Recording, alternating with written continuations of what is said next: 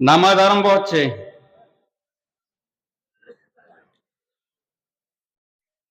আল্লাহু আকবার।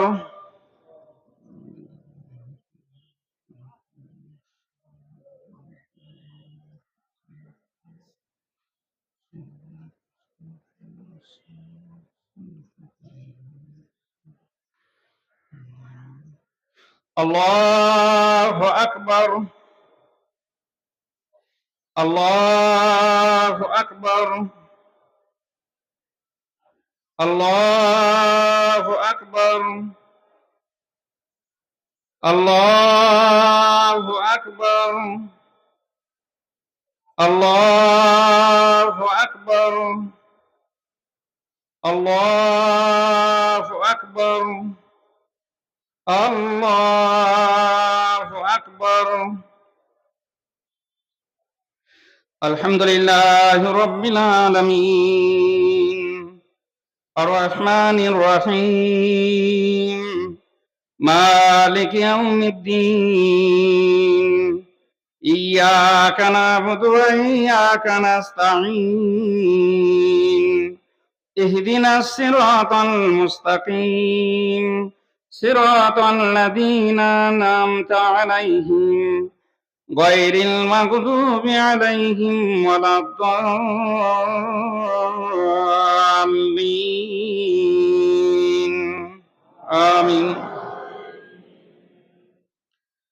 সাব্বিহ ইসমা রাব্বিকাল আ'লা الذي خلق فسوى والذي قدر فهدى والذي أخرج المرعى فجعله غثاء أحوى سنقرئك فلا تنسى إلا ما شاء الله إنه يعلم الجهر وما يخفى ونيسرك لليسرى فذكر إن نفعت الذكرى سيذكر من يخشى ويتجنبها الأشقى الذي يصلى النار الكبرى ثم لا يموت فيها ولا يحيا قد أفلح من تزكى وذكر اسم ربه فصلى بل تؤثرون الحياة الدنيا والآخرة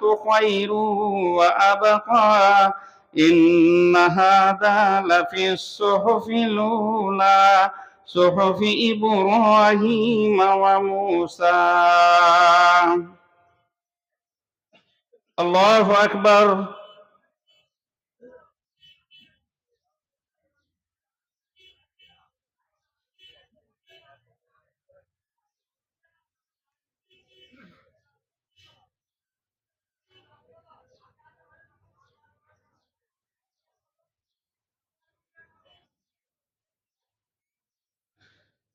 سمع الله لمن حمده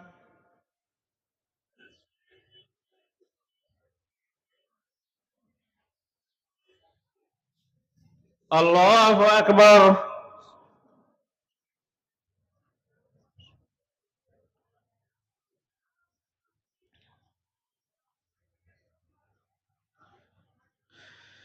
الله أكبر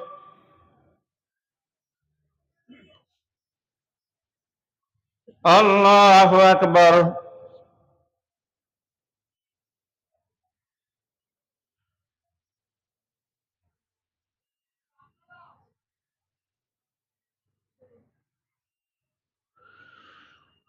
الله أكبر الله أكبر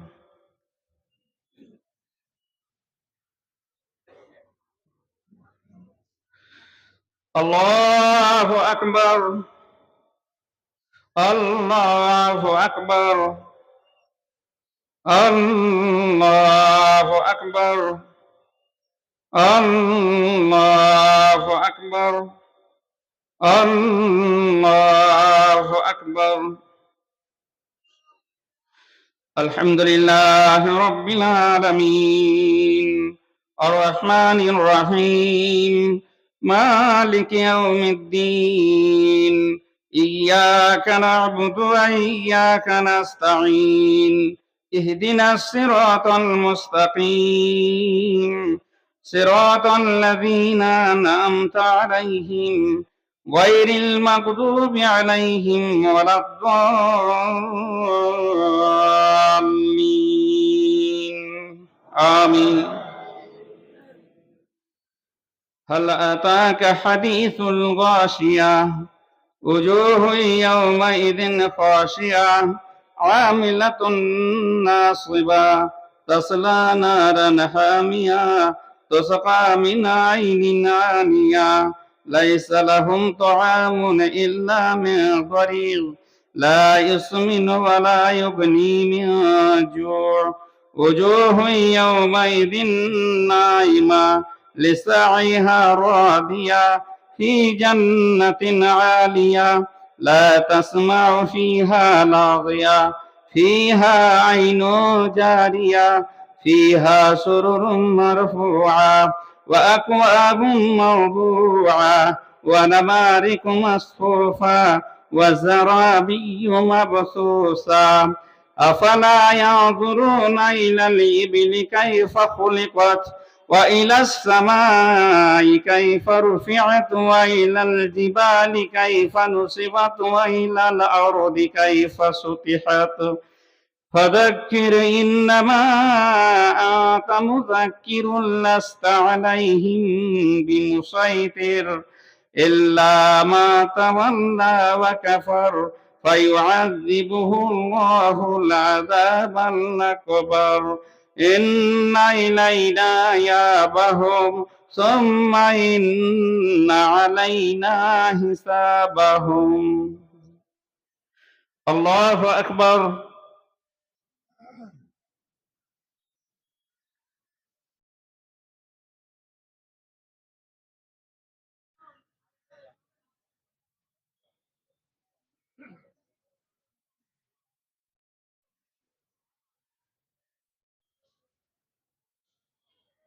سمع الله لمن حمده.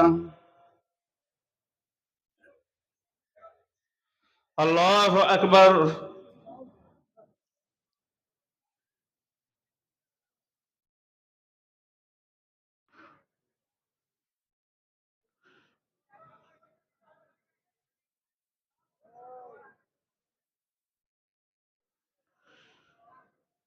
الله أكبر.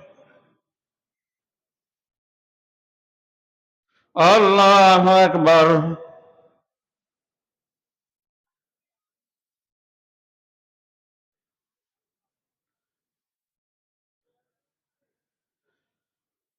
الله أكبر.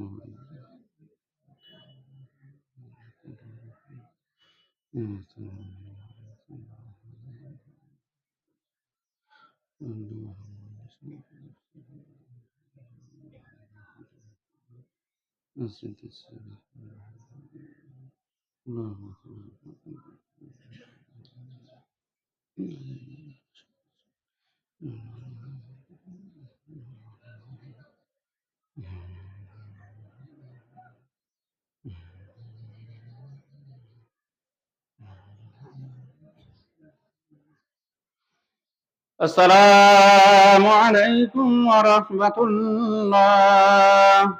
السلام عليكم ورحمة الله. إن الحمد لله نحمده ونصلي على رسوله الكريم أما بعد فأعوذ بالله من الشيطان الرجيم بسم الله الرحمن الرحيم فسبح بحمد ربك وكن من الساجدين واعبد ربك حتى يأتيك اليقين. وقال النبي صلى الله عليه وسلم إن لكل قوم عيدا وهذا عيدنا. সম্মানিত মুসলিম সমাজ, আজ বড় খুশির দিন। সর্বপ্রথম আল্লাহ তাআলার প্রশংসা, হামদ, সানা এবং আল্লাহ তাআলার তাকবীর পাঠ করি। আল্লাহু আকবার, আল্লাহু আকবার, লা ইলাহা ইল্লাল্লাহ, আল্লাহু আকবার, আল্লাহু আকবার, ওয়ালিল্লাহিল হামদ। ইসলাম ধর্ম প্রকৃতির ধর্ম, যা মানুষের জন্য কল্যাণকর ও মঙ্গলকর, সেটাই হলো ইসলামের বিধান। ইসলাম মানুষকে নিরানন্দ হতে, কঠোর হতে, অনুৎফুল্ল হতে নির্দেশ দেয় না, বরং ইসলাম মানুষকে মানুষের মানবীয় প্রকৃতির সাথে সামঞ্জস্য রেখে আনন্দ, ফুর্তি, উৎসব পালন করার নির্দেশ দেয়। শুধুমাত্র দৈহিক ও জৈবিক আনন্দ ফুর্তির নির্দেশ না দিয়ে ইসলাম দৈহিক, জৈবিক, মানবতা, সামাজিকতা, আধ্যাত্মিকতা, আত্মিক সামাজিকতা এর সাথে সমন্বিত করে। ইসলাম 1 মাস রোজা পালন করার নির্দেশ দিয়েছে। 1 মাস আমরা সিয়াম সাধনা করেছি। তারপর আল্লাহ তাআলা আমাদেরকে নামাজের বিধান দিয়েছেন, আমরা নামাজ পড়েছি। সেই তৌফিক আল্লাহ তাআলা আমাদেরকে দান করেছেন। চাঁদ দেখার সাথে সাথে আল্লাহ তাআলা আমাদেরকে ফিতরার হুকুম দিয়েছেন। আল্লাহ রাসূল সাল্লাল্লাহু আলাইহি ওয়াসাল্লাম আমাদেরকে ফিতরার হুকুম দিয়েছেন, যাতে এই ফিতরা গরিবদের কাজে আসে, গরিবরাও যেন আমাদের সাথে ঈদটাকে ঠিকভাবে পালন করতে পারে, এই উদ্দেশ্যে। নামাজ পড়তে আসা, মাঠে হেঁটে আসা সুন্নত, এবং এক রাস্তায় আসা, এক রাস্তায় যাওয়া, এটা হলো সুন্নত। এর কারণ হলো মানুষের সাথে দেখা সাক্ষাৎ হবে, সালাম মুসাফা হবে, ভালোবাসা বাড়বে, ভ্রাতৃত্ব সাম্য বাড়বে, এর প্রকাশ পাবে। সেজন্য রাস্তা পরিবর্তন করার কথা বলা হয়েছে। তার সাথে সাথে ইসলাম আমাদেরকে আনন্দ ফুর্তি করার জন্য বলেছে। হাসি হবে, খুশি হবে, আনন্দ হবে, খেলাধুলা হবে, নির্দোষ খেলাধুলা, নির্মল খেলাধুলাতেও কোনো বাধ্যবাধকতা নেই, কোনো মানা নেই, নিষেধ নেই। আয়েশা সিদ্দিকা রাদিয়াল্লাহু তাআলা আনহা তিনি সে কথাই বলছেন। তিনি বলছেন যে মসজিদে ঈদের দিনে খেলা হচ্ছিল, হাবশির ক্রীড়াবিদরা খেলা করছিল। আল্লাহ রাসূল সাল্লাল্লাহু আলাইহি ওয়াসাল্লাম আমাকে আড়াল করে খেলা দেখাচ্ছিলেন। আমি আমার থুতনিটাকে আল্লাহ রসুলের ঘাড়ে দিয়ে আমি আল্লাহ রসুলের আড়াল হয়ে খেলা দেখছিলাম। ওমর ফারুক রাদিয়াল্লাহু তাআলা আনহু তিনি এলেন, এসে ধমক দিলেন। আল্লাহ রসুল বললেন, ওমর তাদেরকে ছেড়ে দাও। এবং তিনি ছেলেদেরকে উৎসাহ দিচ্ছিলেন, হে ছেলেরা, তোমরা প্রাণ ভরে খেলা করো, নিশ্চিন্তে খেলা করো। তিনি বললেন, ইহুদিদেরকে জানিয়ে দাও যে আমাদের ধর্মে সংকীর্ণতা নেই, প্রশস্তি আছে। দিনে হানিফ দিয়ে আমাকে পাঠানো হয়েছে, ধৈর্য দিয়ে আমাকে পাঠানো হয়েছে। তারা সেই কথা জানতে পারো। ব্রাদারানে ইসলাম, বিনোদন, ওই বিনোদন যার মধ্যে কোনো দোষ নেই, নির্দোষ নির্মল বিনোদনের কথা বলা হয়েছে। মানুষের সাথে যখন সাক্ষাৎ হবে, তখন আমরা বিভিন্ন ধরনের শুভেচ্ছা বিনিময় করে থাকি, ঈদ মুবারক বলে থাকি, এই কথাগুলোও বলা চলে। কিন্তু যেটা সাহাবারা বলতেন, সেই কথাগুলোই বলা আমাদের দরকার। বুখারীর ভাষ্যকার ইমাম বুখারী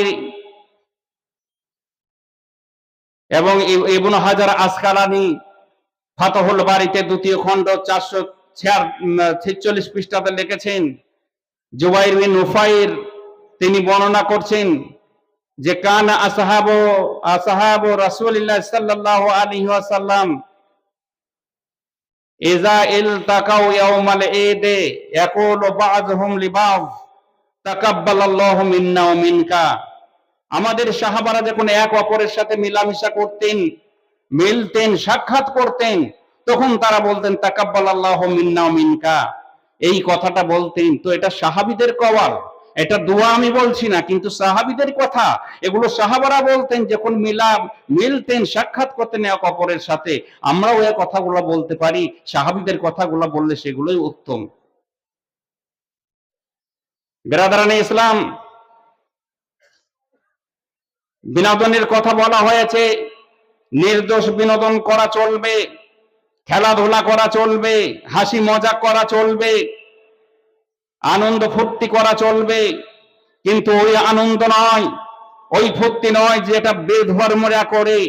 ঢোল তাবলা বাজিয়ে, গান বাজিয়ে, ডিজে বাজিয়ে, নাচ গান করে বিনোদন করা চলবে না, এবং অলস বিনোদনের ব্যবস্থা করা চলবে না। অলস বিনোদন হলো টিভি লাগিয়ে দিয়ে ঘন্টার পর ঘন্টা বসে থাকা, ঘন্টার পর ঘন্টা মোবাইল নিয়ে মোবাইল দেখা, টেলিভিশন দেখা, এসব।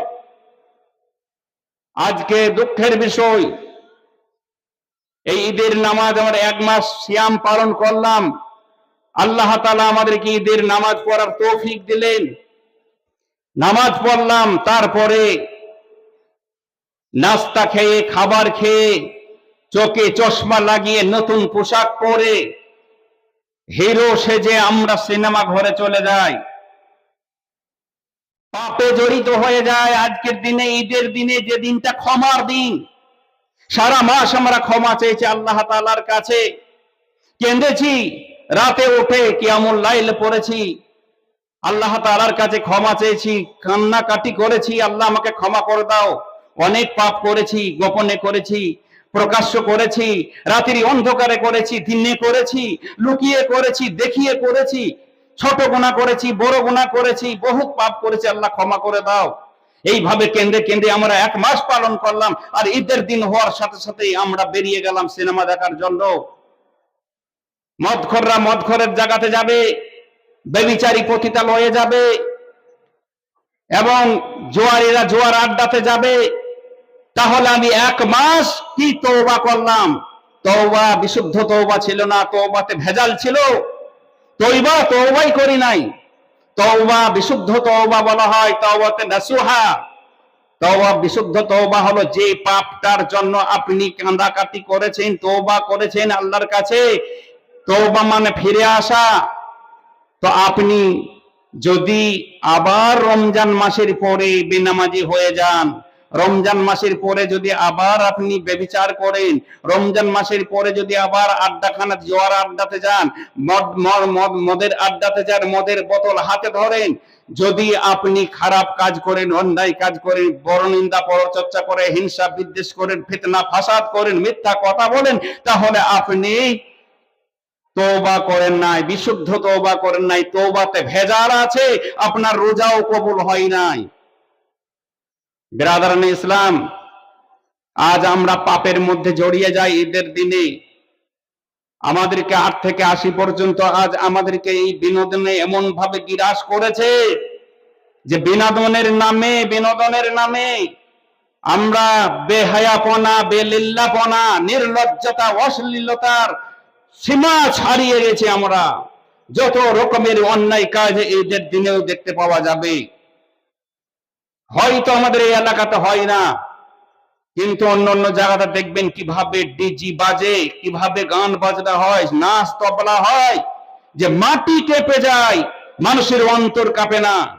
জেনে রেখে দাও, এই মাটির ওপরে এইভাবে অন্যায় করলে একদিন মাটির ভিতরে তোমাকে যেতে হবে। সেই দিন তোমাকেও ছাড়বে না মাটি, তোমার হাড় মগজকে পিসাই করে দিবে। বিরাদরানে ইসলাম, আল্লাহু আকবার, আল্লাহু আকবার, লা ইলাহা ইল্লাল্লাহ, আল্লাহু আকবার, আল্লাহু আকবার, লিল্লাহিল হামদ। আজকে আমরা রমজান মাসে রোজা পালন করেছি। রমজান মাস এসেছে আমাদের কাছে তিনটি তোহফা নিয়ে। তোহফা আমরা কবুল করি, গ্রহণ করি। আল্লাহ রসুল বলেছেন তোহফা দেওয়ার জন্য এবং গ্রহণ করার জন্য। আমরা তোহফা গ্রহণ করি। রমজান মাস আমাদের কাছে এসেছে তোহফা নিয়ে। আমরা জানি কি তোহফা নিয়ে এসেছে আমাদের কাছে রমজান মাস। রমজান মাস আমাদের কাছে তোহফা নিয়ে এসেছে তিনটে। একটা হলো সিয়াম, দ্বিতীয় হলো কিয়াম, তৃতীয় হলো কোরআন। সিয়াম পালন করেছে আমরা 1 মাস। এই 1 মাস সিয়াম পালন করলেই যথেষ্ট হয়ে যাবে না, এরপরেও কিছু আরো টুকিটাকি আছে, সেই সিয়ামগুলোও পালন করার অভ্যাস তৈরি করতে হবে। 1 মাস আমরা পালন করলাম, অভ্যাস হয়েছে, অভ্যাস তো আমরা হয়ে গেছি। তারপরে আল্লাহ রসুল বললেন যে রমজান মাসের রোজা পালন করার পরে রমজানের সাথে শাওয়ালের যদি 6টা রোজা কেউ করে তাহলে গোটা বছর নফল রোজা করার নেকি পাবে।